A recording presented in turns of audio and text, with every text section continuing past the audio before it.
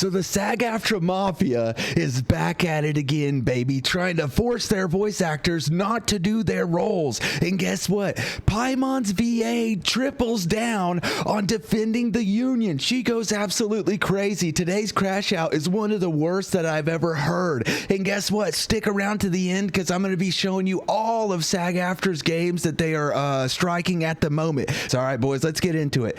Here we've got Erica Stone, Venti's VA, actively wanting to come back to work and not being able to. Thank you guys for loving Venti as much as I do. I'm sorry this strike has sucked for everyone that we didn't even vote on it. I should probably take my own advice and STFU for now, Lamau. But yeah, I'm really sorry for how dumb this has all been. So you might be in 5.7. Hopefully, yes, assuming nothing crazy happens. Thank you for coming back as Venti whenever you can. I'm sorry for keeping you waiting. I promise I'll be back within the next few patches. It's not your fault. I'm just really glad you'll be back.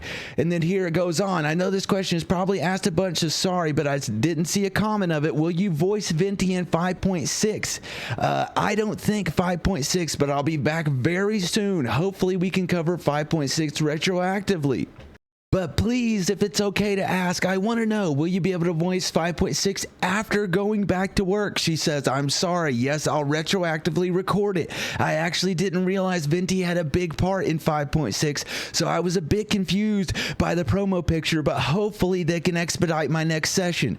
And yes, I will cover everything I've missed. I'm literally so over this, Lamau. We got massively screwed over, and I just want to get back to work. Let's cover that again, baby. We got massively screwed over, and I just want to get back to work. Well, according to everybody else over at SAG-AFTRA, they don't want her to go back to work. Yes, it's a quote-unquote a collective work refusal, but what they won't tell you is the other VAs will absolutely blacklist them if you're a part of the union and you don't join the collective work refusal. It's okay for people like Paimon who quote-unquote have a health problem, and that's why they need to work, when in reality, they're just one of the more popular voice actors there, so they can do whatever the F they want. But if you're not, well, baby, you're in freaking trouble. You know what? We'll figure things out for you. You clearly don't give a damn about us or the game. We will be demanding a recast, and I pray to God you lose this role. You don't deserve it. And here she replies with, bruh, I'm trying to come back. SAG has been sending threatening letters to us. It's been very complicated. I'm coming back soon. If it had been my choice, I would have been voicing the whole time. That's right, baby. Freaking Venti's VA being based as fuck, saying that she wants to voice her role. She actually respects the people that play the game, and she wants to voice the role. Well, guess what? The people over at SAG, they don't respect the freaking game at all. They just care about their own pockets and their own freaking agendas. They care about their own quote-unquote work refusal slash blacklisted strike. Well, guess what? They don't care at all, baby. Kyle McCarley now victim blaming VAs who don't follow global rule 1, even though he said before it's always been done, and even explicitly encouraged SAG's FAQ. If by boycott you mean actors refusing to work on Genshin Impact, the answer is that it depends on each individual actor and their reasons for refusing to work. I believe most of them are trying to secure enforceable AI protections while they may be trying to utilize a SAG-AFTRA contract. To do so, no, SAG-AFTRA isn't responsible for that decision. AI is. Anyone in the cast that isn't a member of SAG-AFTRA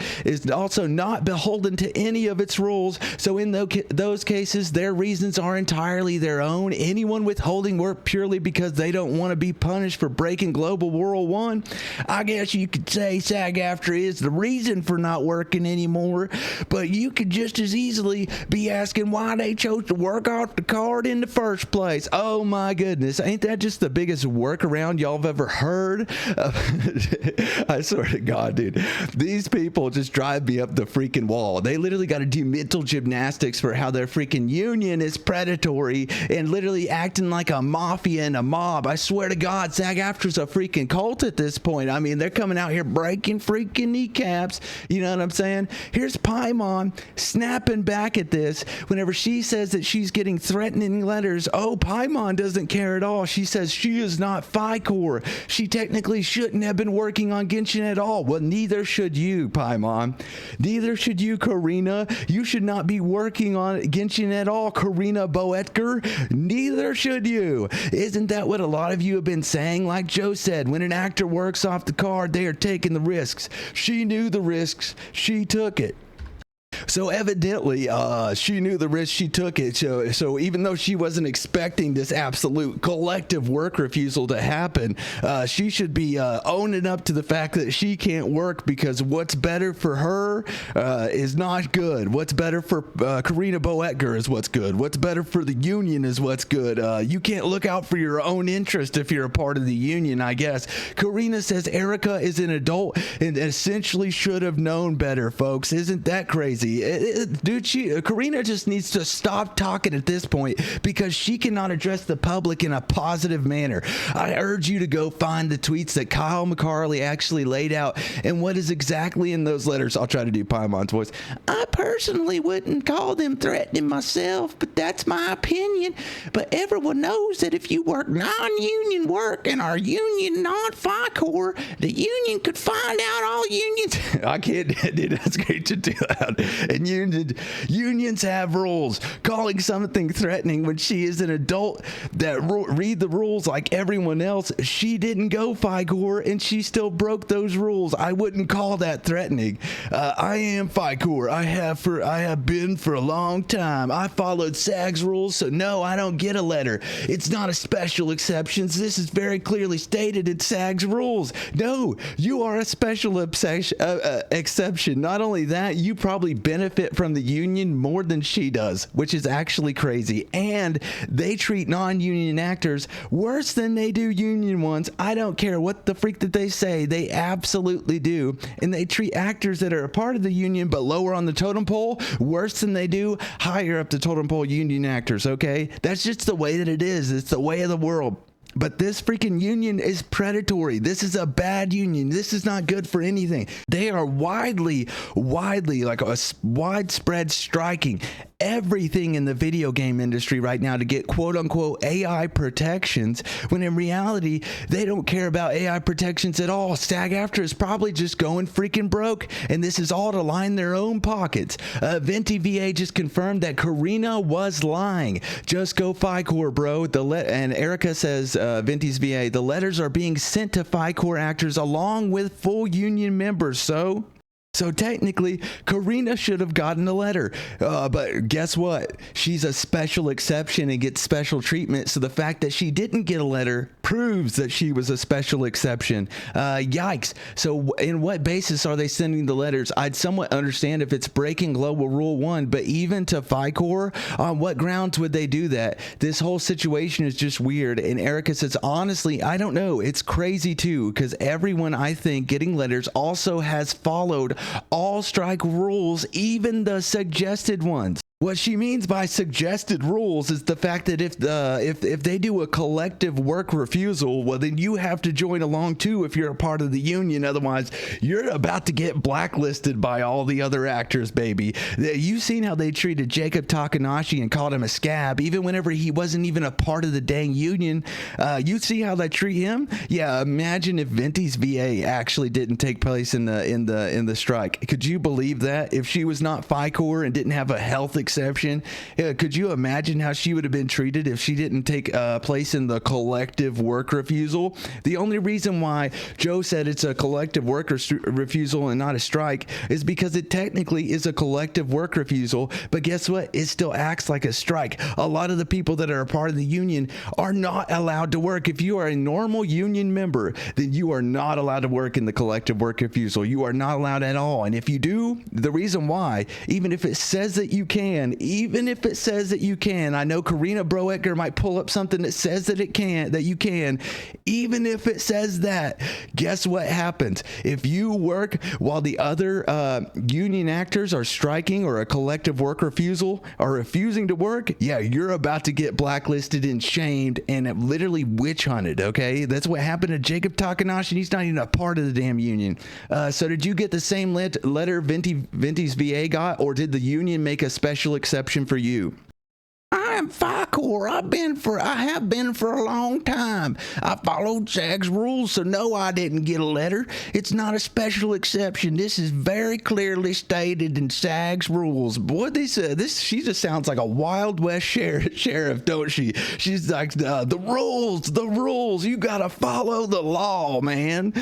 When they're literally acting like a freaking mafia, striking every single company that they can. I mean, they've literally struck over 140 different freaking 120 games and 49 companies now. Literally, that's freaking crazy. Corina's co-signed SAG's threatening Erica. Kyle McCarty says, I haven't threatened anyone. SAG-AFTRA staff has jurisdiction to contact members about violations of the global rule 1, which could result in censures, fines, suspensions of membership, or a ban from the union. All members are informed of this rule and the consequences for breaking it when they join. And as you can see, Corina Boetker, she literally reposted this because she agrees with it, because it goes with her freaking narrative. Absolutely insane. It's really disgusting now that you even threaten voice actors, and this is where he's saying exactly what he said in the last one. But now, baby, let's go over to Blue Sky, because this is where it gets crazy. Here it shows Venti VA's quote here. Bro, I'm trying to come back. SAG has been sending threatening letters to us. Someone quotes it and says, changed her mind. So that why did she exactly said, if it had been my choice, I would have been voicing the whole time. I think this whole time she wanted to voice, but she hasn't been allowed to. Maybe by the one sending threatening emails is she comes back to work. No, it's not even that, dude. It's the freaking politics of it. It's the facts. She said it herself when she said politics. She meant the other voice actors, okay? That's what it is. The other voice actors will blacklist her ass if she actually went back to work while not being FICOR and having an exception. As you can see, Corina down here says she is not FICOR. She technically shouldn't have been working on Genshin at all. Isn't that what a lot of you have been saying? Like Joe said, when an actor works off the card, they are taking the risk. She knew the risk. She took it. Corina's not supposed to be working on Genshin either. She can say she's FICOR all she wants. She's literally getting special freaking treatment, okay? And here we've got her actually trying to draw herself in a good light while sounding like the most narcissistic POS ever. She's literally trying to do good optics here and cater to the fan base a little bit, but she just sounds so narcissistic. That's how you know she's this way, because she can't even help it. When she's trying to sound good, it's still a literal fucking manipulation. Here she says, if Hoyo went union and brought John back, they could just promise Jacob a different playable character. I don't want him fired. I want him to get a role that he actually deserves. It is actually an insult to the actor when the actor only gets hired because the job was being struck. I think Jacob deserves better than to be seen as he's only got the job because the actor was striking. Are you kidding me, dude? This is freaking ridiculous. If she can't see why this is freaking narcissistic, then I can't help her. They absolutely attacked Jacob Takanashi just for taking a role. And now she's like, oh, he actually deserves better. It makes him look so bad for taking the job because the actor was striking. And that's the only reason why he got it. And literally listen to this comment down here. Corina, I say nothing but disrespect. I say this with nothing but disrespect. I hope you get sacked and Paimon gets a better VA. You're a horrible person and have made an already dwindling reputation of what you of you go down even more. That is the biggest own I've ever seen, boys. And this is where we get into a lot of it with Little Creepo here saying, I'm friends with Erica, so I don't want to diminish her experience. But this is the letter. It is quoted. If you find this threatening, I would genuinely like to hear which part. And it literally says, it appears that by rendering services and redacted, you may be in violation of this rule.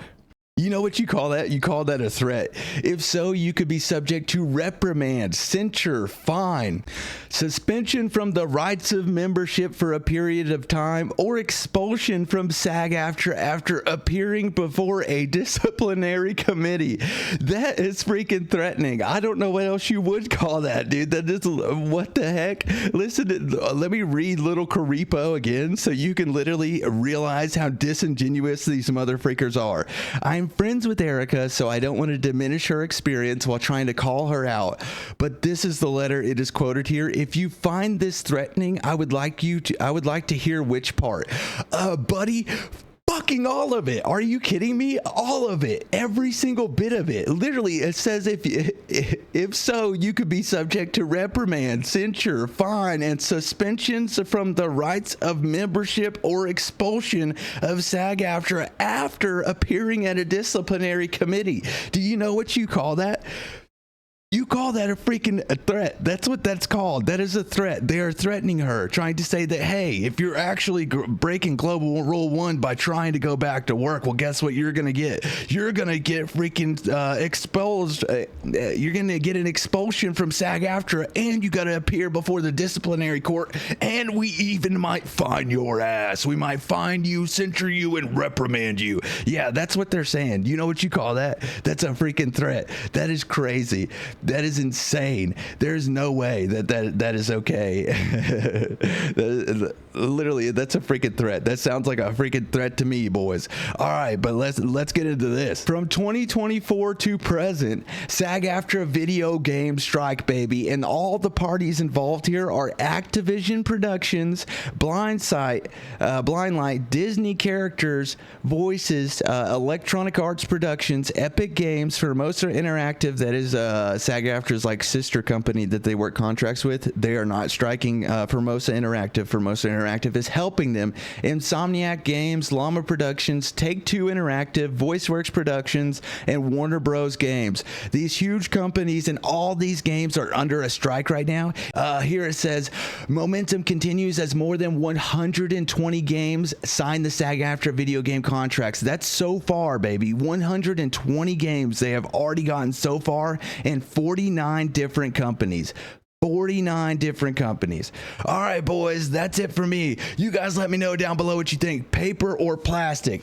Paper being good, plastic being bad. What do you guys think of SAG-AFTRA and the SAG-AFTRA mafia, baby? You think they're out there breaking kneecaps? You think they're acting like a cult, like a mafia, or you think that they're just and that they're you know, what they're doing is right and that they're just out there fighting against AI, not trying to line their own pockets, and strong arm companies that are doing what they want? You guys let me know down below what you think. I'm going with plastic. SAG-AFTRA's plastic, baby. That is a predatory company. There's something wrong with the management over there. I think the issue is that they're losing money, and now they're trying to strong arm all these companies that are doing what they want so that they can get even more union freaking actors to pay them union dues and get more compensation for quote unquote helping them with their contracts, baby. I don't agree with this at all. I think the voice acting space does need a union. Guess what? It's not SAG. They have been on predatory strikes for a freaking while now. They had literally blanket statement strikes over everything, and it's absolutely atrocious and evil. All right, boys, that's it for me. GG's. Peace.